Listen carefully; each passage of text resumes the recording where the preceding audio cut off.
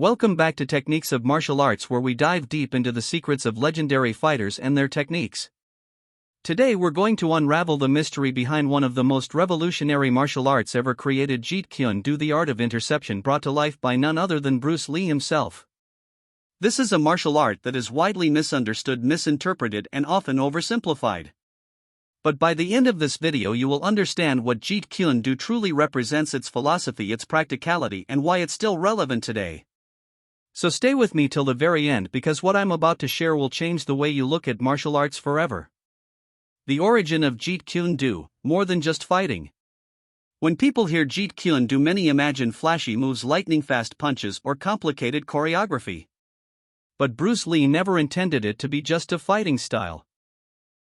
It was born out of frustration with traditional martial arts that were too rigid, too formalized, and in his eyes ineffective in real combat. Bruce Lee was not just a fighter but a thinker. He sought to develop a martial art that broke free from limitations, one that was fluid, adaptable, and stripped of unnecessary tradition. Jeet Kune Do literally means the way of the intercepting fist. This name itself gives us a clue about intercepting an opponent attack before it even fully forms. But Jeet Kune Do is not a fixed style with set techniques. Bruce Lee designed it as a philosophy, a mindset, a way of approaching combat in life. It's about expressing oneself honestly and effectively without the chains of formality. The misunderstandings surrounding Jeet Kune Do. Over the decades, Jeet Kune Do has been misunderstood in many ways. Many martial artists and enthusiasts think of it as a collection of Bruce Lee personal techniques or a new style to be copied.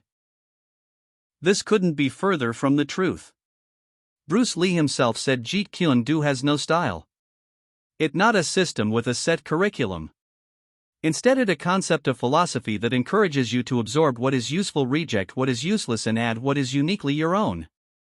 Some schools and instructors have mistakenly turned Jeet Kune Do into a commercialized, rigid martial art teaching a fixed set of moves and forms.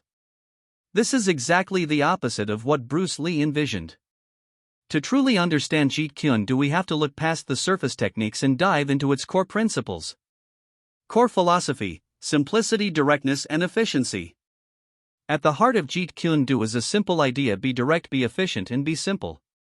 Bruce Lee believed that in a fight, complexity only slows you down and opens you to mistakes. This philosophy can be summed up in 3 words: simplicity, directness, and efficiency. Simplicity means cutting through fancy moves and focusing on what works.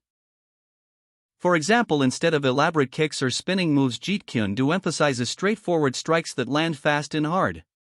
Dire.